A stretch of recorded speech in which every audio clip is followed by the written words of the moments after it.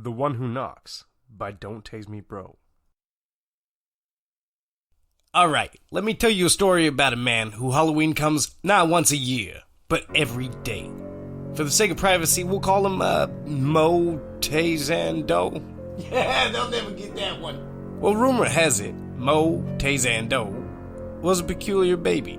Not because of his tendency to file his teeth on everyday household objects such as chicken bones or carburetors, and not because his parents could only get him to sleep as a baby with the soothing sounds of chainsaws in a pitch-black room, but because strange things would happen around him from a very early age.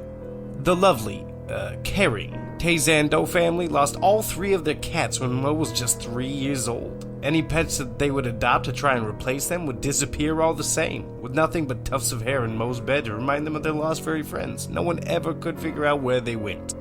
When he was a little older, tools started to disappear from the garden shed, as did their cleaning supplies, saran wrap, forks, knives, and oddly a single rusty spoon.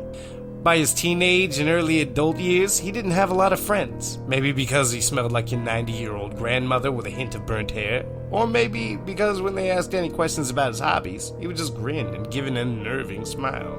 Sometimes a wink and a chuckle. Anywho, by then the only things that anyone knew about him was he started working on cars or something, because you could hear a lot of angry shouting, metal banging, and grinders from his garage every night.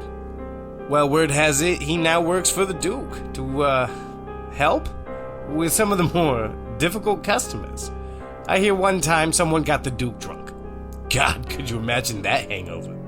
Anyways, they get him drunk, and he turns pale as your second cousin from Michigan in the middle of a snowstorm. He starts telling this guy about Mo, and talking about how terrified he is that one day he'll run out of enemies and then Mo might get bored. And I guess that's something that the Duke didn't really seem to want. Well, you see, once Duke went into Dntazemebr0's basement, just to see how things were coming along.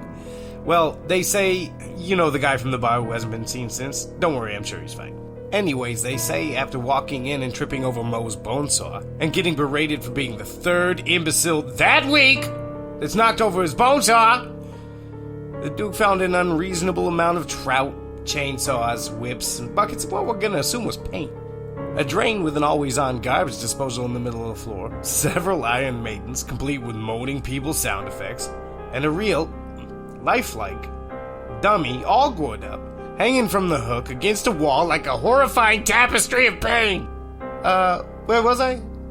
Oh yeah, so anyways, Mo really likes Halloween, and wears a costume year-round. Freddy mask, chainsaw, the works. For the kids. Kids love costumes. A real public servant, that Mo. Nice guy, totally cool.